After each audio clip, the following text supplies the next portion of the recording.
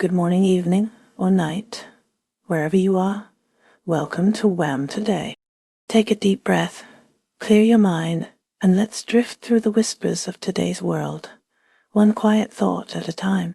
As we wrap up Monday, 7th July 2025, let's see what stories are unfolding around us. China is actively working to bolster its global influence and domestic economy through various strategies.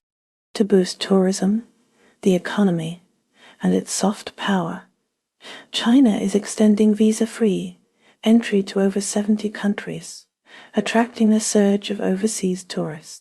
Premier Li Qiang has pledged consistent support for entrepreneurs and a commitment to fostering a world-class, market-oriented business environment governed by the rule of law, inviting foreign firms to invest and grow in China.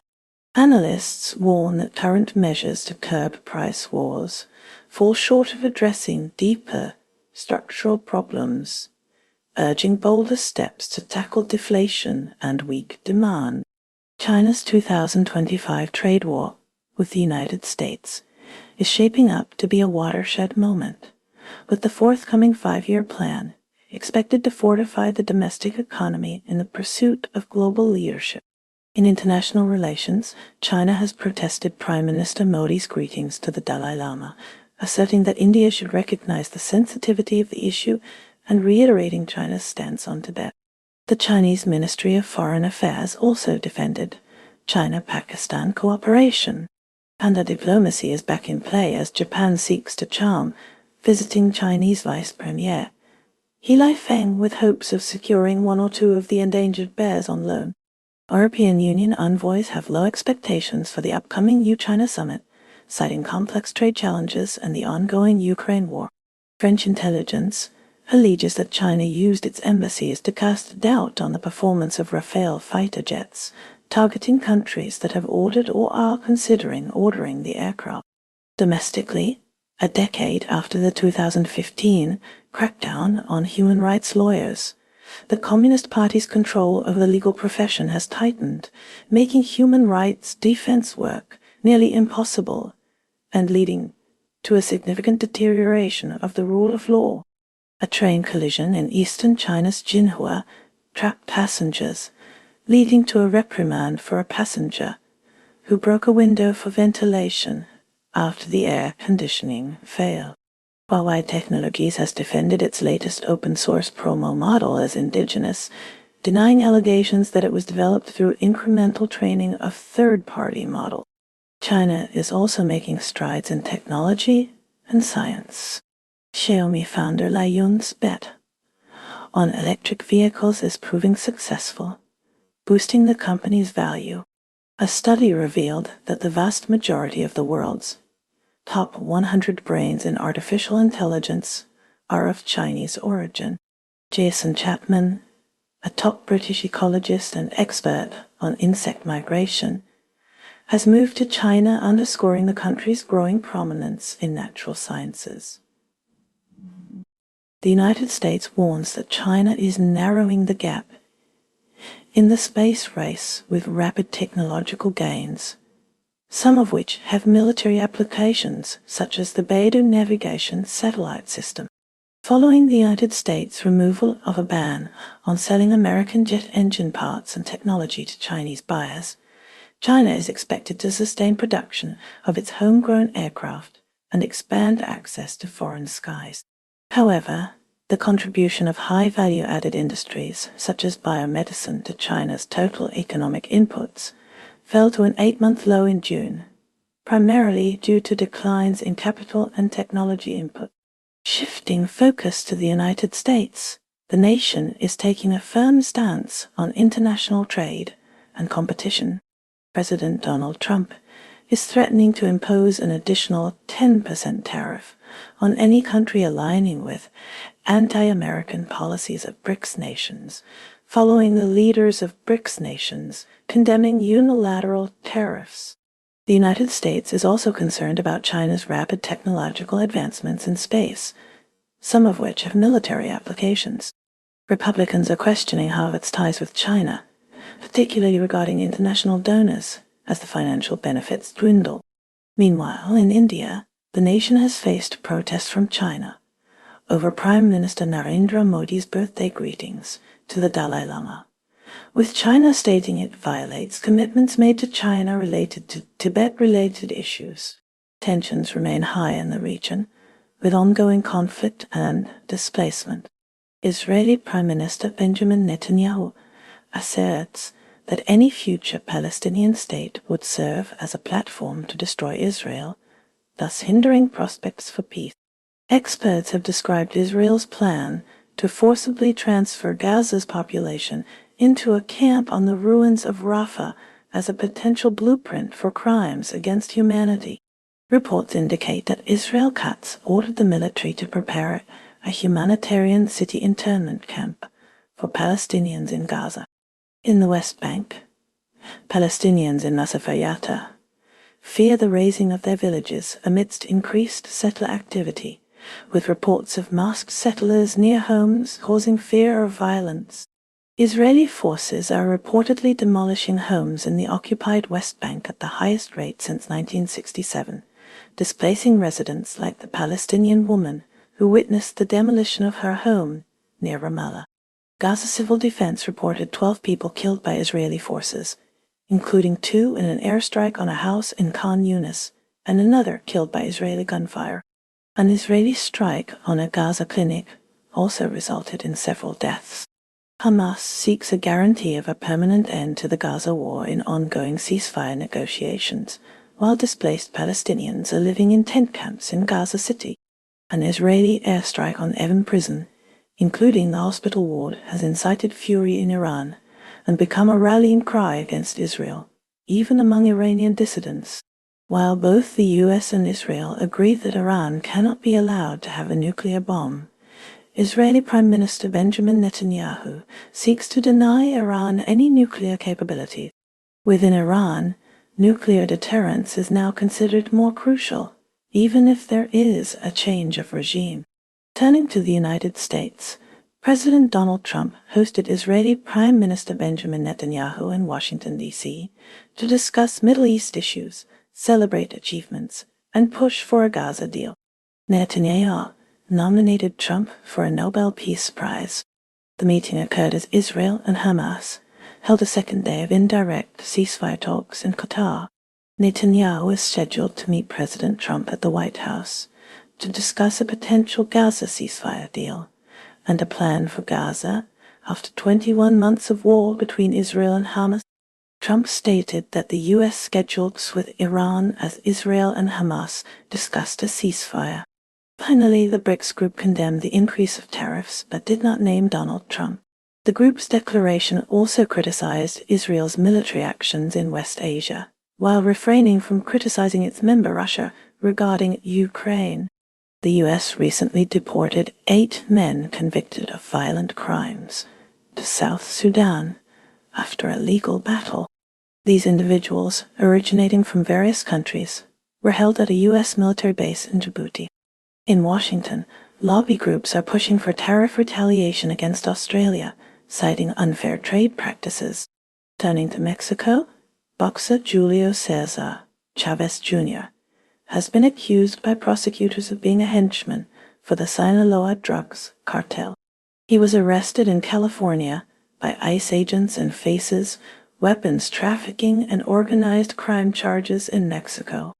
Australia is facing potential U.S. tariff retaliation due to concerns raised by lobby groups in Washington about drug approvals and domestic manufacturing incentives.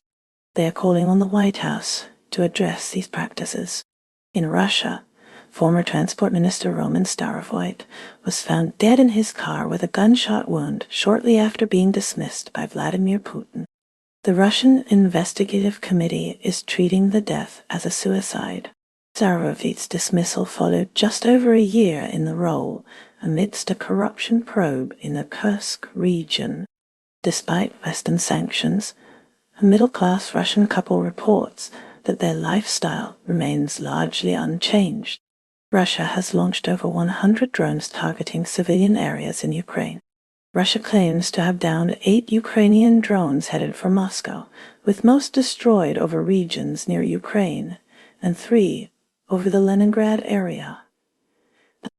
Ukraine's Kharkiv was struck by a Russian drone attack, injuring 27 people and igniting a fire in a residential building. Kyiv is currently defending Kostiantynivka from Russian drone attacks. Russia claims to have downed 8 Ukrainian drones headed for Moscow. Across the European Union, Apple has appealed a €500 million fine imposed by the EU over its App Store practices. President of the European Commission, Ursula von der Leyen, said she had a good exchange with Donald Trump regarding trade. The EU seeks a deal with the US by July 9 to avoid tariffs. Regarding Israel-Gaza, Benjamin Netanyahu informed Donald Trump at a White House meeting that he would nominate him for the Nobel Peace Prize. The meeting likely focused on a Gaza ceasefire amid ongoing humanitarian concerns. The conflict has led to nearly 60,000 deaths, mostly Palestinian. The recently deported men have arrived in South Sudan, a nation facing significant challenges, including crime, kidnapping, and armed conflict, as advised by the State Department.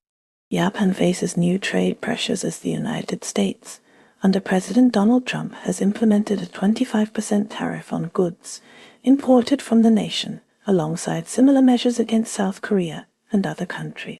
These tariffs target major Japanese exports such as cars, steel, and electronics. Trump cautioned against retaliatory actions, threatening further economic repercussions for Japan's auto and electronic sectors. A letter to Prime Minister Shigeru Ishiba also stated the United States would raise its reciprocal tariff on Japan to 25% effective August 4th, a move seen as an attempt. Domestically, Yamanashi Chuo Bank has created an investment advisory firm to attract talent with competitive salaries, bypassing internal pay constraints. Japan is also initiating a public-private consortium focused on enhancing digital skills among women to boost their earning potential, aligning with broader economic empowerment initiatives. The country is weighing a revised target for undergrounding utility poles, prioritizing emergency transport routes in urban areas vulnerable to disaster-related collapses. Furthermore, the TOEIC English Proficiency Test Administrator suspects at least 803 individuals in Japan of cheating on the exam between May 2023 and June 25. Iran's President Masoud Pezeshkian expressed a willingness to engage in dialogue with the U.S., even suggesting that former U.S. President Trump could play a role in guiding the region toward peace and curbing Israel's actions. He also alleged that Israel attempted to assassinate him during the recent conflict. Iran has vowed to pursue all available legal channels to seek reparations from both Israel and the United States for damages incurred during attacks that violate international law. Adding to regional tensions, Iran has carried out a large-scale expulsion of Afghan refugees, with approximately 800,000 people deported to Afghanistan. This campaign intensified in June, with returnees crossing the border into Islam Kala. The recent attacks on Iran were a topic of discussion at the BRICS summit, alongside the Gaza war and Trump's tariffs.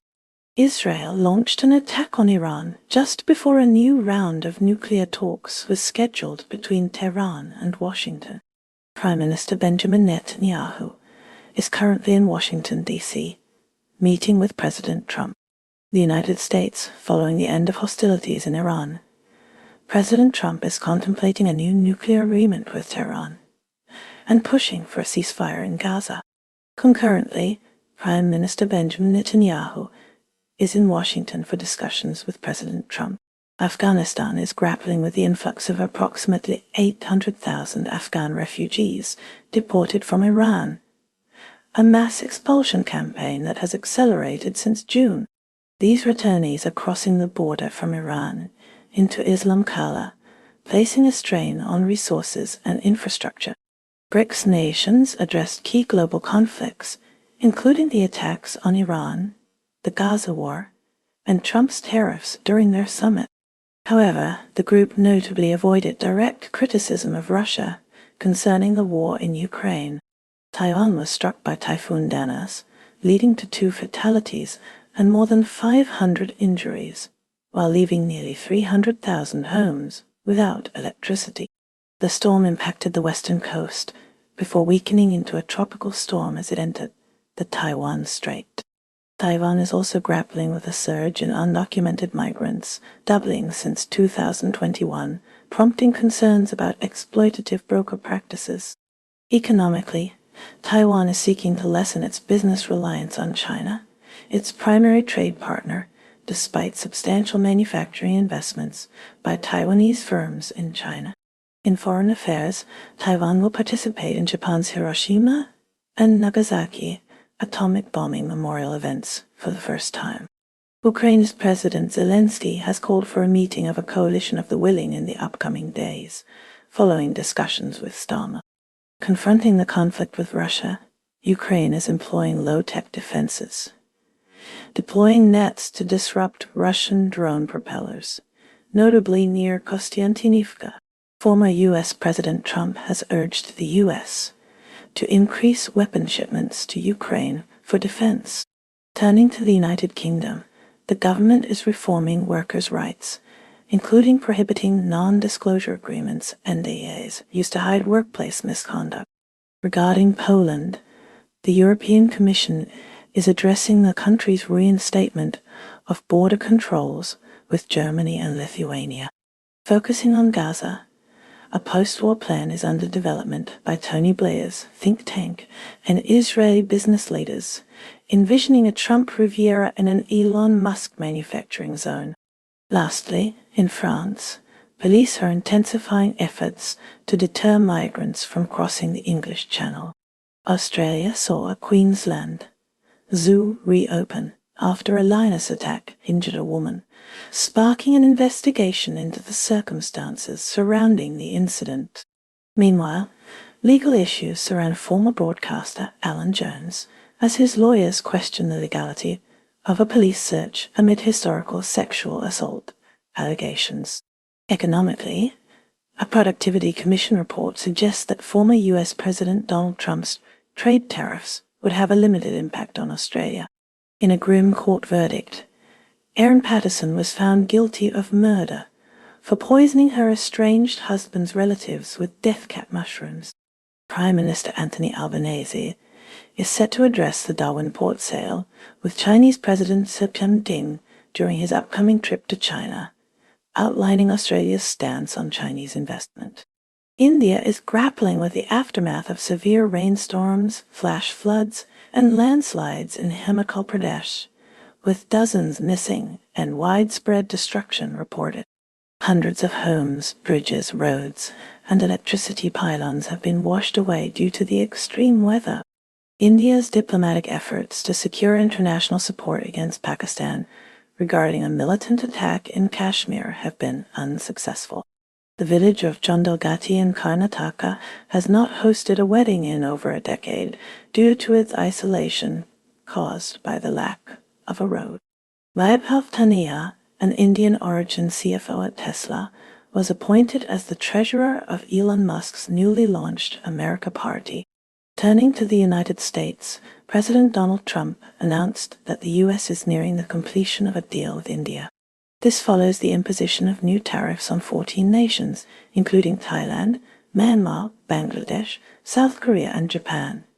Set to begin on August 1, Vaibhav Taneja, an Indian origin CFO at Tesla, has been appointed as the treasurer of Elon Musk's America Party. Regarding tariffs, the United States has levied new tariffs on 14 nations, which include Thailand, Myanmar, Bangladesh, South Korea, and Japan. The implementation of these tariffs is slated for August 1.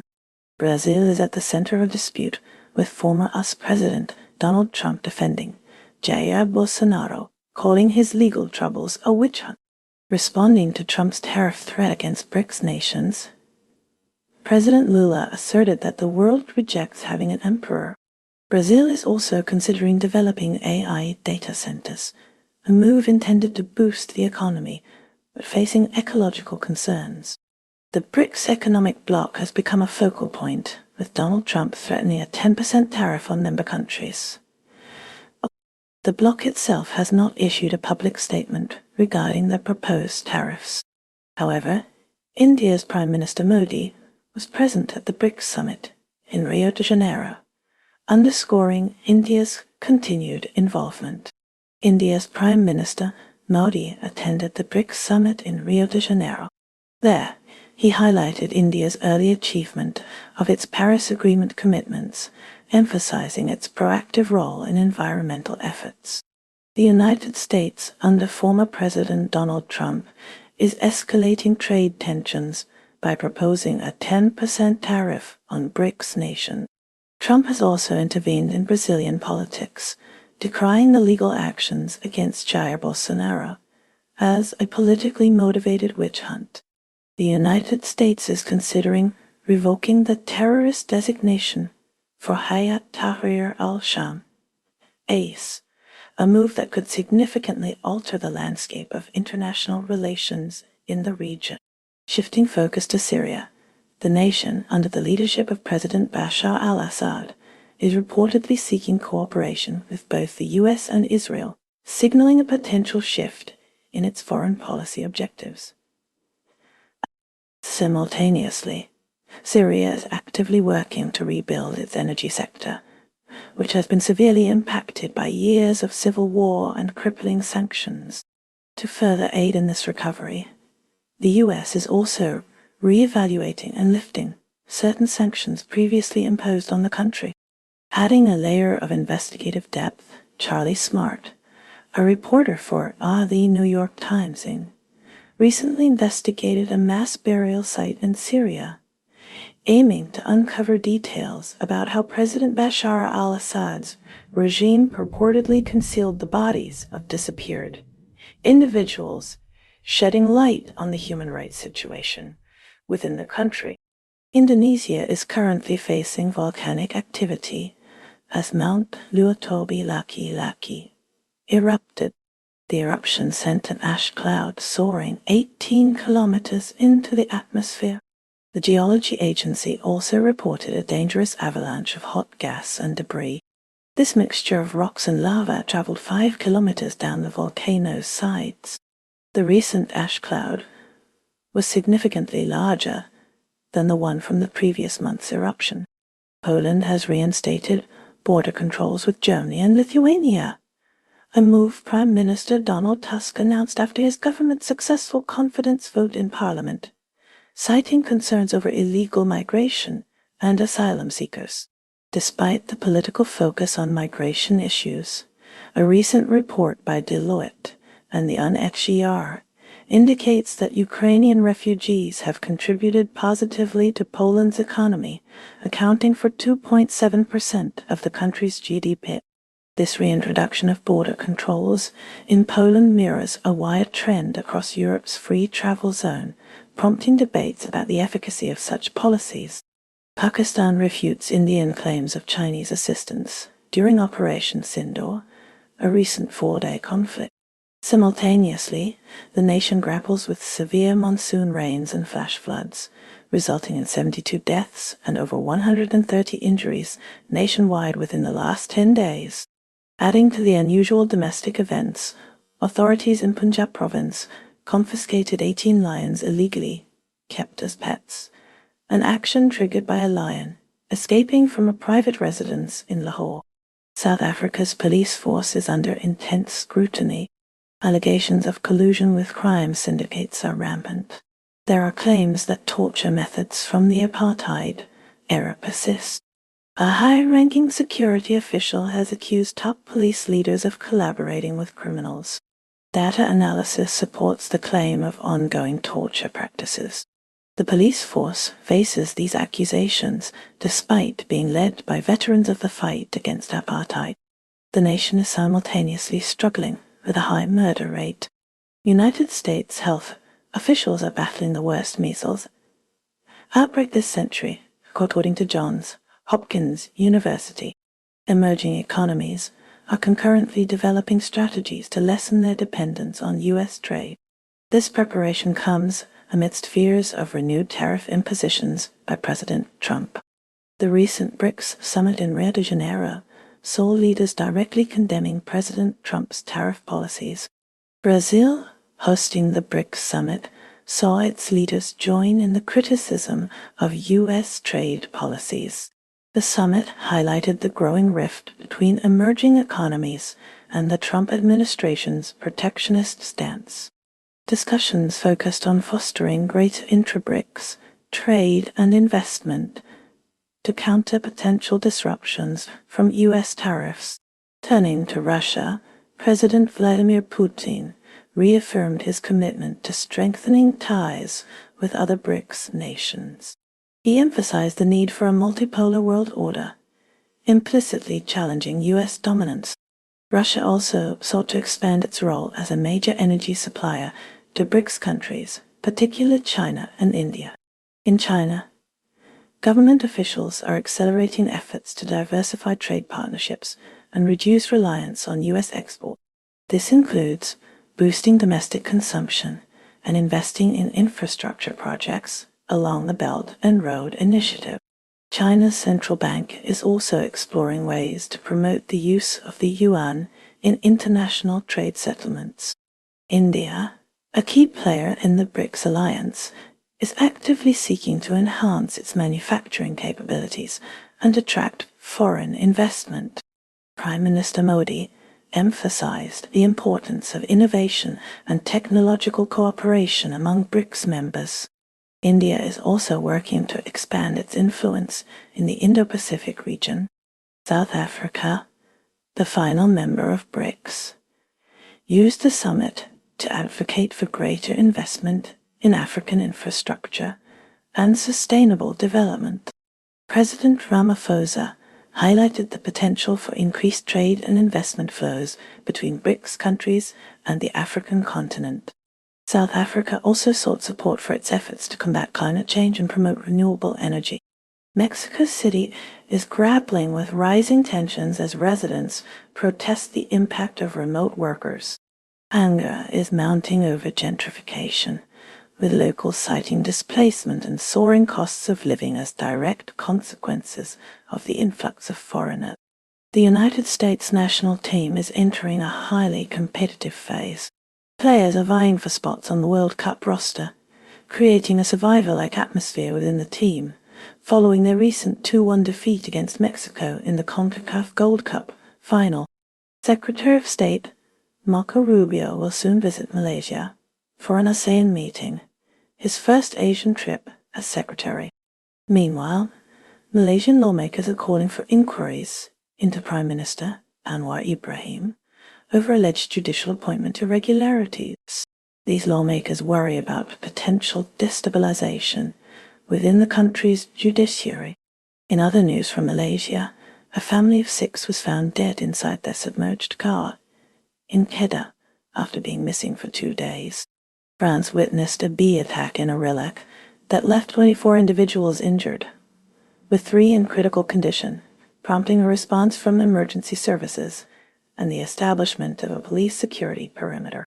Meanwhile, a collaborative initiative between Keir Starmer and Emmanuel Macron is on the horizon, designed to strengthen French police capabilities in curbing small boat crossings of the English Channel. The unveiling of this plan is slated for a summit in London. The European Union observed European Commission President Ursula von der Leyen under examination by the European Parliament concerning allegations of lacking transparency, preceding an impending vote of no confidence. Afghanistan is facing increased international scrutiny as the United Nations General Assembly recently passed a resolution condemning the Taliban's systematic oppression of women and girls.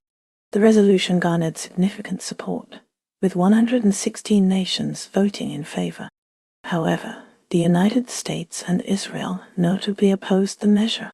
Several key countries, including Russia, China, India, and Iran, chose to abstain from the vote, signaling a complex and divided international response to the ongoing situation in Afghanistan. Kenya has been grappling with widespread anti-government protests that have resulted in fatalities and injuries. demonstrations marking the 35th anniversary of pro-democracy. Rallies in Nairobi saw police dispersing protesters. Major roads into the capital city were also blocked by authorities in anticipation of further demonstrations. According to a Kenyan rights watchdog, these protests have led to 10 deaths and 29 injuries nationwide, prompting analysis from Al Jazeera's Malcolm Webb regarding the underlying causes. Peru is grappling with widespread extortion by criminal gangs targeting schools in impoverished Lima districts.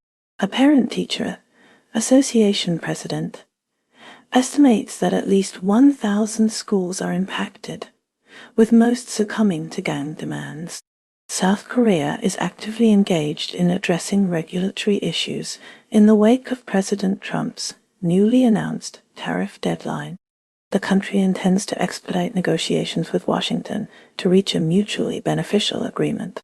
In separate news, prosecutors have reportedly uncovered evidence suggesting that former President Yoon Suk-yeol deployed drones over Pyongyang. This alleged action may have been an attempt to provoke a response that would justify implementing a martial law decree. The Greek-operated bulk carrier Eternity Sea was struck by a drone off the coast of Yemen, leaving 2 crew members missing. This attack comes after Yemen's Houthi rebels claimed responsibility for sinking the MV Magic Seas following a raid on Sunday. These Houthi actions highlight the escalating dangers for ships operating in the Red Sea. Turkey is currently grappling with the aftermath of a devastating hotel fire at a ski resort. The fire claimed 78 lives and left 133 individuals injured. Now, a significant legal process is underway, with 32 defendants facing trial as the nation seeks to assign responsibility for the extensive loss of life. The park was chosen due to its proximity to a transit hub. In Canada, Prime Minister Justin Trudeau faced increasing pressure regarding foreign interference in recent elections. Opposition parties are demanding a public inquiry into allegations that China attempted to influence electoral outcomes.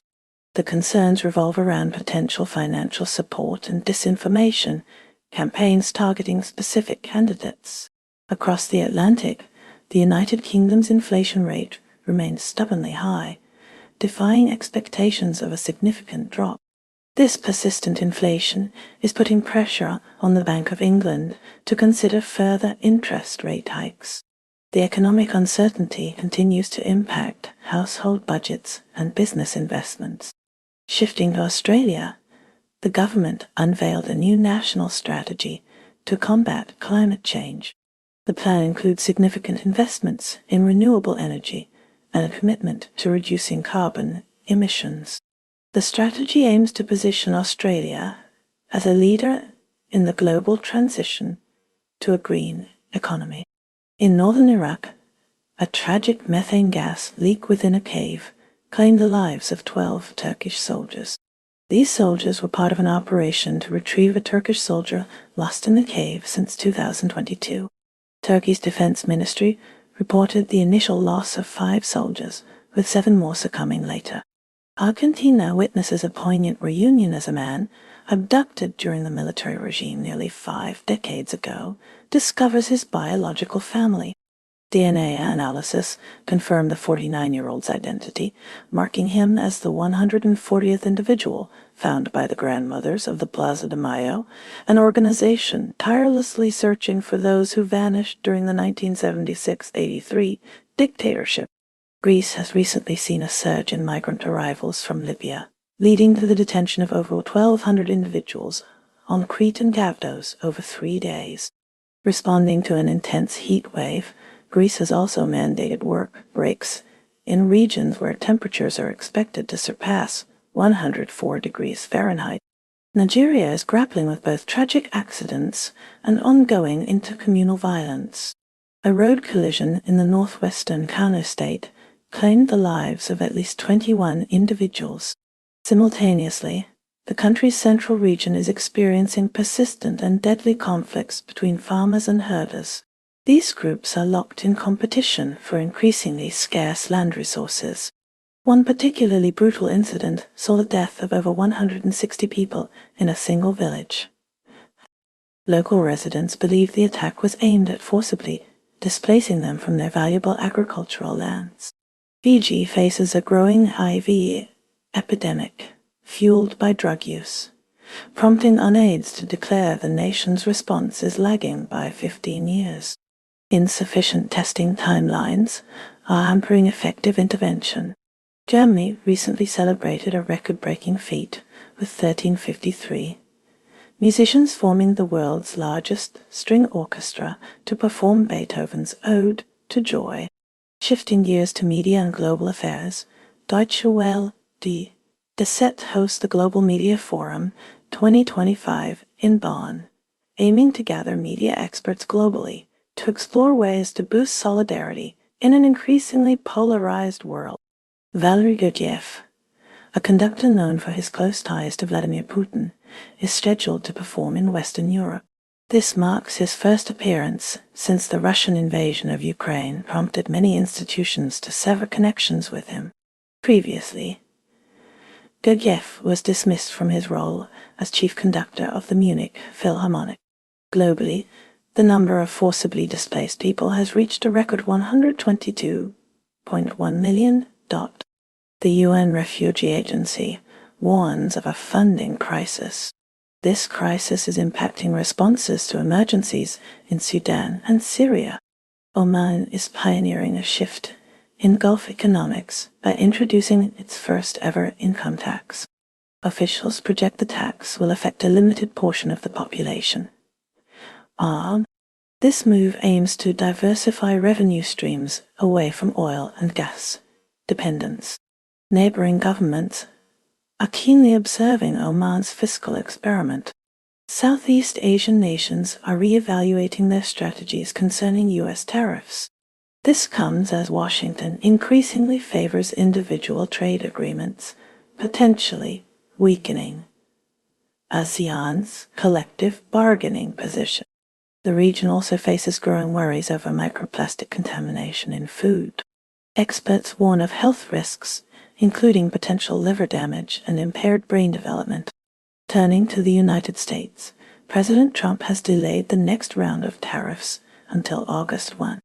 A legal challenge has been filed against the Trump administration's policies concerning deported Venezuelans. Lawyers presented new evidence from El Salvador, contradicting the Justice Department's claims.